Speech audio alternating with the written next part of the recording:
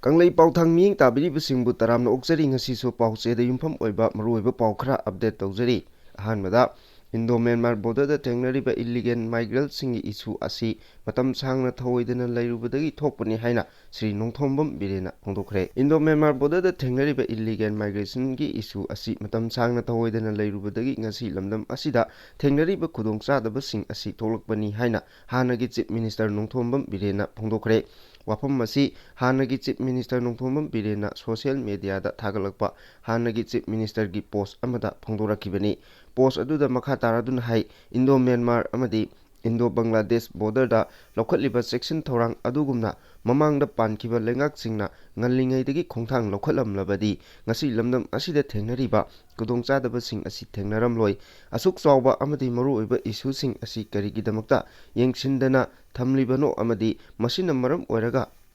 India na ngasi thengnariba sing asigi tekchak kanana pugadoribano haibasi achauba wahang ama oiri hainasu mahaki post aduda makhatana phongdorakhi. Makatarakpa pauda BJP gi manungda warawnaba khara lairamba yabagi chingnaba chawna laire hairi hauji oiriba Manipur gi phibam asida Manipur Pradesh ki President A Sarda Devi na BJP gi North Eastern in charge Samit Patraga unanaba khonabada unaba phangkidraba matung ngasi Minister amadi MLA kharaga loinana unakhre hairi adubu BJP Manipur Pradesh ki official singi maikaidagi haujik lamdam asida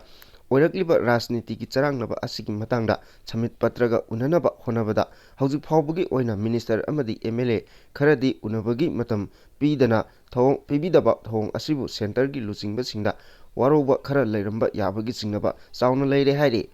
Makha tarakpa atopa yamna maruoiba pau amada Moirang Oksongbung maningda leiba Gelmon Maitei Khul maina tumna chakre.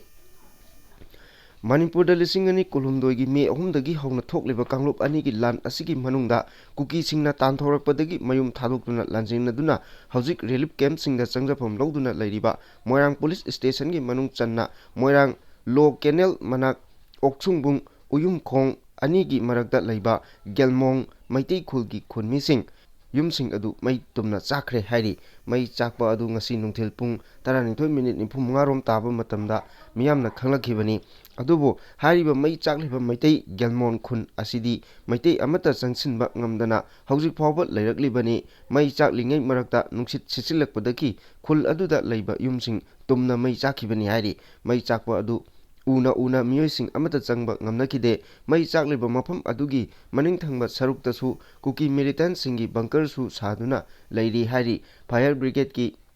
mai kannaba changsilakpadasu mafam adu yoksinba ngamdana ngaihak panduna leikhi adubu kona thangdadi mafam aduda changsinduna mai kanbagi thabak chathaki laibak thibudi akanba nungsina maram oiduna yum ayamba loina mai chakre hari maitegi mi lainadraba yumsing adu matau karamna mai chaklaklibano haibagi chap chapa maram haujuk phawbugi oina khangba ngamdri.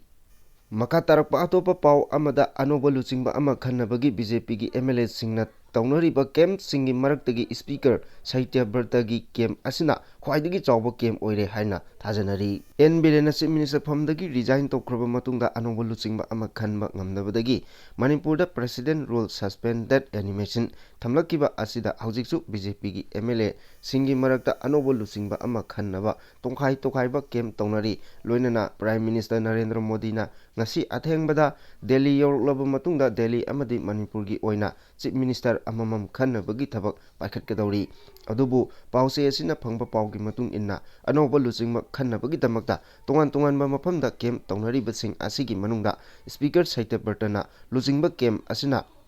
BJP MLA ayamana loina BJP da sagotpa atopa political party gi miyoi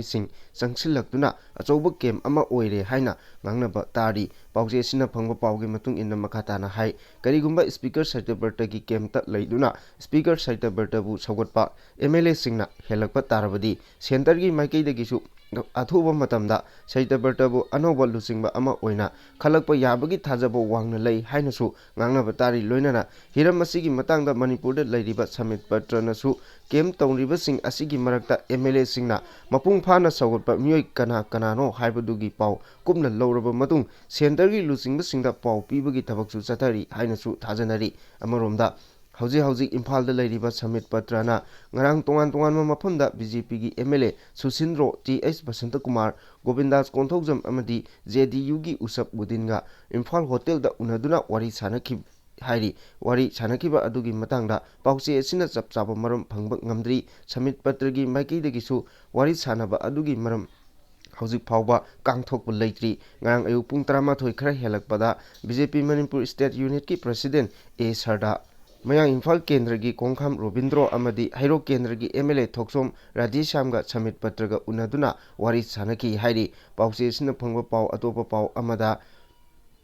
BJP Manipur Pradesh ki President A Sarda Devi su hauji Imphal Hotel camp tawduna leiriba BJP North Eastern in charge Samit Patra ngarang unanaba honabada unaba phangkhide hairi adubu ngasi sungsoi soidana unaraba yai haina su thajanari pawasina makhatana hai BJP Manipur Pradesh ki official singi maikeidagi hauji Manipur da oirakliba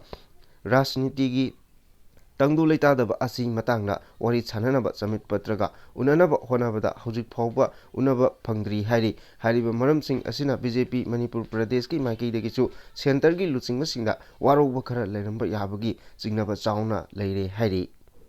Makhatarapa Pauda Mingselda Naplamba Tinted Film Phagatkre Lokthokre Manipur Police na haukiba numit kharani asida Imphal East District ki Sakamari Panba gari gi glass window singda amuba machugi tinted film sing naptuna thorokpa gari chamari detain tawduna glass window singda naplamba tinted film sing lokthokibaga loinana tinted film kaya dukan singdagi phagatkre haidi Manipur Police na extra thagalakpa post amagi matung inna maka chakamari panba gari thoriba singna makhoi thongnog singda napliba amuba machugi tinted film naptuna gari thongnaba pautak pikibaga loinana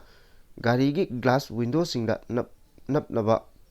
tinted film yoliba dukan sing dasu hariba tinted film asi makhatana yondanaba pautak pikhi hariba Manipur Police ki advisory note asi indaba miyosing Supreme Court of India gi ruling gi makada motor vehicle act ki matung inna legal action lokhutkani hari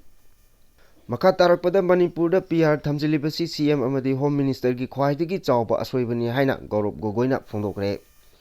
Manipur da President rule thamjaliba asi Prime Minister Narendra Modi amadi Home Minister Amit Shah amadi BJP gi collective leadership ki oiba North East da khwaidagi chawna failure amani haina Assam gi MP Gaurav Gogoina Phongdokhre MP Gaurav Gogoina mahaki extra thagatpa post amada hai achoba irang si mayok nariba Manipur State Central BJP lengakna President rule haukiba yumja kaisen numita thamjin kibani khongthang asi Manipur gi Chief Minister oiramba Nongthombam Birena mahangna Chief Minister phamdagi resign tawkiba matungda oirakliba phibam singni Lok Sabha da Congress ki Deputy Opposition Leader oiriba Gaurav Gogoina hai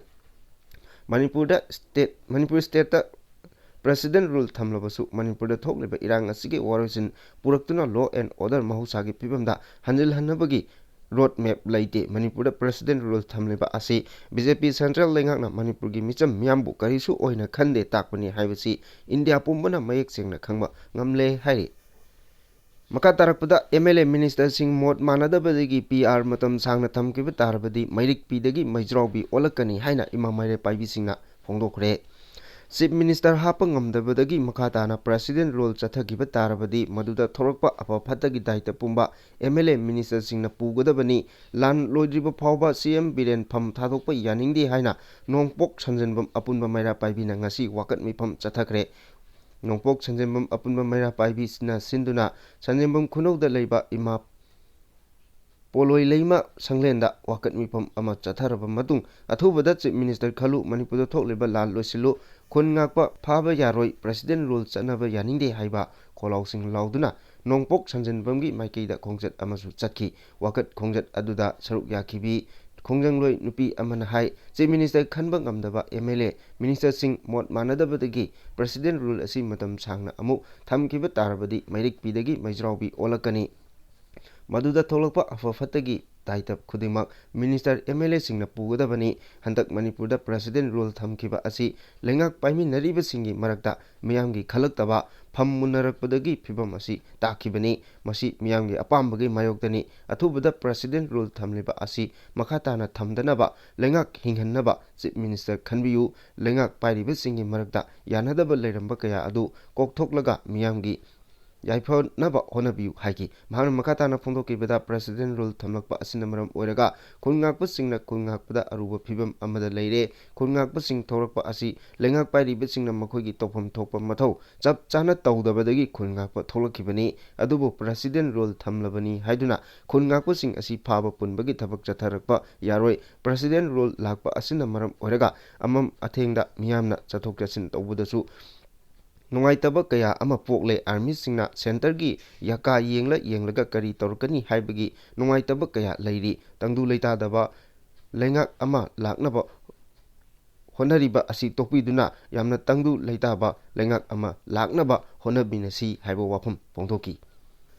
ꯃꯈꯥ ꯇꯥꯔꯛꯄ ꯄꯥꯎꯗ leader ꯑꯃꯁꯨ ꯂꯧꯊꯣꯛꯄ, leader ꯑꯃꯁꯨ ꯈꯟꯕ ꯉꯝꯗꯕ ꯑꯗꯨꯒ ꯄꯤ.ꯑꯥꯔ. ꯊꯝꯕ ꯃꯤꯌꯥꯝꯅ ꯄꯥꯝꯗꯦ ꯍꯥꯏꯅ ꯇꯣꯝꯕꯤꯅ ꯐꯣꯡꯗꯣꯛꯈ꯭ꯔꯦ꯫ ꯍꯧꯖꯤꯛ ꯃꯅꯤꯄꯨꯔꯒꯤ ꯑꯣꯏꯔꯤꯕ ꯐꯤꯚꯝ ꯑꯁꯤꯗ ꯂꯤꯗꯔ ꯑꯃꯁꯨ ꯂꯧꯊꯣꯛꯄ, ꯂꯤꯗꯔ ꯑꯃꯁꯨ ꯈꯟꯕ ꯉꯝꯗꯕ ꯑꯗꯨꯒ ꯄ꯭ꯔꯦꯁꯤꯗꯦꯟ ꯔꯨꯜ ꯊꯝꯖꯤꯟꯕ ꯍꯥꯏꯕꯁꯤ ꯃꯅꯤꯄꯨꯔ ꯃꯤꯌꯥꯝꯒꯤ ꯑꯄꯥꯝꯕ ꯅꯠꯇꯦ꯫ ꯋꯥꯐꯝ ꯑꯁꯤ ꯉꯁꯤ ꯏꯝꯐꯥꯜꯒꯤ ꯕꯧꯄꯔꯥꯗ ꯂꯩꯕ ꯁꯤꯕ ꯁꯦꯅꯥꯒꯤ ꯑꯣꯐꯤꯁꯇ ꯄꯥꯔꯇꯤ ꯑꯁꯤꯒꯤ ꯄ꯭ꯔꯦꯁꯤꯗꯦꯟ ꯑꯦꯟ. ꯇꯣꯝꯕꯤꯅ ꯄꯥꯎꯃꯤꯁꯤꯡꯗ ꯐꯣꯡꯗꯣꯛꯈꯤꯕꯅꯤ꯫ ꯃꯍꯥꯛꯅ ꯃꯈꯥ ꯇꯥꯅ ꯍꯥꯏ ꯆꯤꯞ ꯃꯤꯅꯤꯁꯇꯔ ꯑꯦꯟ. ꯕꯤꯔꯦꯟ ꯄꯥꯝꯗ꯭ꯔꯦ ꯍꯥꯏꯗꯨꯅ ꯆꯤꯞ ꯃꯤꯅꯤꯁꯇꯔ ꯐꯝꯗꯒꯤ ꯂꯧꯊꯣꯛꯂꯕꯅꯤꯅ ꯆꯌꯣꯜ ꯑꯃꯒꯤ ꯃꯅꯨꯡꯗ ꯃꯇꯤꯛ ꯆꯥꯕ ꯆꯤꯞ ꯃꯤꯅꯤꯁꯇꯔ ꯑꯃ ꯕꯤ.ꯖꯦ.ꯄꯤꯅ ꯄꯨꯊꯣꯛꯄꯤꯔꯛꯎ, ꯉꯝꯗ꯭ꯔꯒꯅ ꯑꯦꯝ.ꯑꯦꯜ.ꯑꯦꯁꯤꯡ ꯔꯤꯖꯥꯏꯟ ꯇꯧꯕꯤꯔꯣ, ꯑꯅꯧꯕ ꯃꯤꯈꯜ ꯄꯥꯡꯊꯣꯛꯂꯒ ꯃꯤꯌꯥꯝꯅ ꯄꯥꯝꯕ ꯂꯩꯉꯥꯛ ꯑꯃ ꯁꯦꯝꯂꯁꯤ꯫ ꯃꯅꯤꯄꯨꯔꯗ ꯄꯤ.ꯑꯥꯔ. ꯊꯝꯂꯤꯕ ꯑꯁꯤ ꯀꯨꯀꯤꯁꯤꯡꯒꯤ ꯑꯄꯥꯝꯕ ꯄꯤꯕꯒ ꯆꯞ ꯃꯥꯟꯅꯔꯦ꯫ ꯀꯨꯀꯤꯁꯤꯡꯅ ꯑꯦꯟ. ꯕꯤꯔꯦꯟ ꯆꯤꯞ ꯃꯤꯅꯤꯁꯇꯔ ꯐꯝꯗꯒꯤ ꯂꯧꯊꯣꯛꯀꯗꯕꯅꯤ ꯍꯥꯏꯕ ꯋꯥꯐꯝ ꯑꯗꯨꯗ ꯁꯧꯒꯠꯄ ꯃꯥꯟꯕ ꯃꯑꯣꯡꯗ ꯆꯠꯊꯔꯛꯂꯤꯕ ꯂꯥꯟꯂꯣꯡ ꯑꯁꯤ ꯂꯣꯠꯂꯕꯁꯨ ꯏꯐꯣꯡ ꯐꯣꯡꯅ ꯎꯔꯕ ꯋꯥꯐꯝ ꯑꯃꯅꯤ꯫ ꯆꯤꯞ ꯃꯤꯅꯤꯁꯇꯔ ꯑꯣꯏꯅꯤꯡꯕ ꯕꯤ.ꯖꯦ.ꯄꯤꯒꯤ ꯄꯤ.ꯑꯦꯝ. ꯑꯦꯝ.ꯑꯦꯜ.ꯑꯦꯁꯤꯡꯒꯤ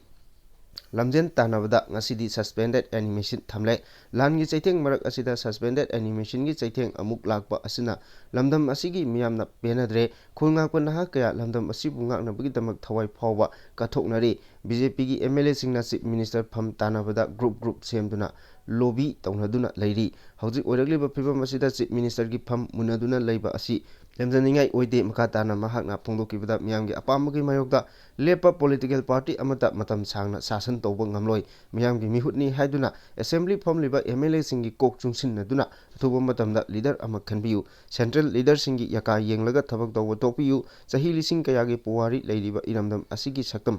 ꯀꯅꯥꯅꯁꯨ ꯊꯨꯒꯥꯏꯕ ꯌꯥꯔꯣꯏ꯫ ꯃꯅꯤꯄꯨꯔꯒꯤ ꯇꯦꯔꯤꯇꯣꯔꯤꯌꯦꯜ ꯏꯟꯇꯤꯒ꯭ꯔꯤꯇꯤꯒꯤ ꯃꯇꯥꯡꯗ ꯁꯤꯕ ꯁꯦꯅꯥꯅ ꯀꯩꯗꯧꯅꯨꯡꯗ ꯀꯝꯄ꯭ꯔꯣꯃꯥꯏꯖ ꯇꯧꯔꯣꯏ ꯍꯥꯏꯈꯤ꯫ ꯃꯈꯥ ꯇꯥꯔꯛꯄ ꯑꯔꯣꯏꯕ ꯄꯥꯎꯗ ꯆꯤꯞ ꯃꯤꯅꯤꯁꯇꯔ ꯕꯤꯔꯦꯟꯅ ꯐꯝ ꯊꯥꯗꯣꯛꯄ ꯌꯥꯅꯤꯡꯗꯦ ꯍꯥꯏꯗꯨꯅ ꯈꯣꯡꯖꯪ ꯆꯪꯁꯤꯟꯈ꯭ꯔꯦ꯫ ꯄꯥꯡꯒꯩꯗꯒꯤꯅ ꯏꯈꯥꯏ ꯐꯥꯎꯕ ꯂꯩꯔꯤꯕ ꯃꯤꯌꯥꯝꯅ ꯉꯁꯤ ꯑꯃꯠꯇ ꯑꯣꯏꯅ ꯊꯣꯔꯛꯇꯨꯅ ꯂꯩꯕꯥꯛꯀꯤ ꯂꯨꯔꯕ ꯇꯥꯟꯖꯥ ꯑꯁꯤꯗ ꯆꯤꯞ ꯃꯤꯅꯤꯁꯇꯔ ꯅꯣꯡꯊꯣꯝꯕꯝ ꯕꯤꯔꯦꯟ ꯐꯝ ꯊꯥꯗꯣꯛꯄ ꯌꯥꯅꯤꯡꯗꯦ ꯍꯥꯏꯗꯨꯅ ꯈꯣꯡꯖꯪ ꯆꯪꯁꯤꯟꯈ꯭ꯔꯦ꯫ ꯅꯣꯡꯊꯣꯝꯕꯝ ꯕꯤꯔꯦꯟ ꯁꯤꯡꯍꯕꯨ ꯑꯊꯨꯕꯗ ꯆꯤꯞ ꯃꯤꯅꯤꯁꯇꯔꯒꯤ ꯐꯝꯗ ꯑꯃꯨꯛ ꯍꯟꯖꯤꯟꯍꯟꯕꯤꯌꯨ ꯍꯥꯏꯅ ꯗꯤꯃꯥꯟ ꯇꯧꯔꯗꯨꯅ ꯈꯣꯡꯆꯠ ꯑꯃ ꯆꯠꯈꯤ꯫ ꯈꯣꯡꯆꯠ ꯑꯗꯨꯗ ꯁꯔꯨꯛ ꯌꯥꯈꯤꯕ ꯃꯤꯌꯥꯝꯅ ꯄꯣꯄꯤ ꯄ꯭ꯂꯥꯟꯇꯦꯁꯟ ꯃꯅꯤꯄꯨꯔ ꯂꯩꯃꯥꯏꯗꯒꯤ ꯃꯨꯠꯊꯠꯀꯗꯕꯅꯤ, ꯅꯤꯌꯝ ꯀꯥꯏꯅ ꯆꯪꯂꯛꯄ ꯃꯤꯇꯣꯞ ꯈꯟꯗꯣꯛꯀꯗꯕꯅꯤ, ꯀꯨꯀꯤ ꯑꯦꯝ.ꯑꯦꯜ.ꯑꯦ 10ꯒꯤ ꯃꯊꯛꯇ ꯑꯦꯛꯁꯟ ꯂꯧꯈꯠꯂꯨ, ꯈꯨꯜ ꯉꯥꯛꯂꯤꯕ ꯏꯆꯥ ꯏꯁꯨꯁꯤꯡ ꯃꯇꯨ ꯅꯥꯝꯃ ꯁꯣꯛꯄ ꯌꯥꯔꯣꯏ, ꯃꯅꯤꯄꯨꯔꯗ ꯈꯨꯟꯗꯥꯔꯤꯕ ꯌꯦꯜꯂꯧ ꯐꯨꯔꯨꯞ ꯀꯟꯒꯗꯕꯅꯤ ꯍꯥꯏꯕ ꯈꯣꯜꯂꯥꯎ ꯀꯌꯥ ꯂꯥꯎꯈꯤ꯫ ꯋꯥꯐꯝꯁꯤꯡ ꯑꯁꯤ ꯊꯕꯛꯇ ꯑꯣꯟꯊꯣꯛꯀꯗꯕꯅꯤꯁꯨ ꯍꯥꯏꯅ ꯐꯣꯡꯗꯣꯛꯈꯤ꯫ ꯅꯥꯀꯜ ꯑꯃꯔꯣꯝꯗ ꯀꯩꯕꯤꯗꯒꯤ ꯎꯌꯨꯡꯄꯣꯛ ꯃꯤꯌꯥꯝꯅ ꯆꯤꯞ ꯃꯤꯅꯤꯁꯇꯔ ꯅꯣꯡꯊꯣꯝꯕꯝ ꯕꯤꯔꯦꯟ ꯐꯝ ꯊꯥꯗꯣꯛꯄ ꯌꯥꯅꯤꯡꯗꯦ ꯍꯥꯏꯗꯨꯅ ꯈꯣꯡꯖꯪꯁꯤꯡ ꯆꯪꯁꯤꯟꯈꯤ꯫ ꯅꯣꯡꯊꯣꯝꯕꯝ ꯕꯤꯔꯦꯟ ꯁꯤꯡꯍꯕꯨ ꯑꯊꯨꯕꯗ ꯆꯤꯞ ꯃꯤꯅꯤꯁꯇꯔꯒꯤ ꯐꯝꯗ ꯍꯟꯖꯤꯟꯍꯟꯕꯤꯌꯨ ꯍꯥꯏꯅ ꯗꯤꯃꯥꯟ ꯇꯧꯗꯨꯅ ꯈꯣꯡꯆꯠ ꯑꯃꯁꯨ ꯆꯠꯈꯤ꯫ ꯈꯣꯡꯆꯠ ꯑꯗꯨꯗ ꯁꯔꯨꯛ ꯌꯥꯈꯤꯕ ꯃꯤꯌꯥꯝꯅ ꯄꯣꯄꯤ ꯄ꯭ꯂꯥꯟꯇꯦꯁꯟ ꯃꯅꯤꯄꯨꯔ ꯂꯩꯃꯥꯏꯗꯒꯤ ꯃꯨꯠꯊꯠꯀꯗꯕꯅꯤ, ꯅꯤꯌꯝ ꯀꯥꯏꯅ ꯆꯪꯂꯛꯄ ꯃꯤꯇꯣꯞ ꯈꯟꯗꯣꯛꯀꯗꯕꯅꯤ, ꯀꯨꯀꯤ ꯑꯦꯝ.ꯑꯦꯜ.ꯑꯦ 10ꯒꯤ ꯃꯊꯛꯇ ꯑꯦꯛꯁꯟ ꯂꯧꯈꯠꯂꯨ ꯍꯥꯏꯕꯅꯆꯤꯡꯕ ꯈꯨꯜ ꯉꯥꯛꯄ ꯏꯆꯥ ꯏꯁꯨꯁꯤꯡ ꯃꯇꯨ ꯅꯥꯝꯃ ꯁꯣꯛꯄ ꯌꯥꯔꯣꯏ ꯍꯥꯏꯕ ꯋꯥꯐꯝꯁꯤꯡ ꯊꯝꯈꯤ ꯍꯥꯏꯔꯤ꯫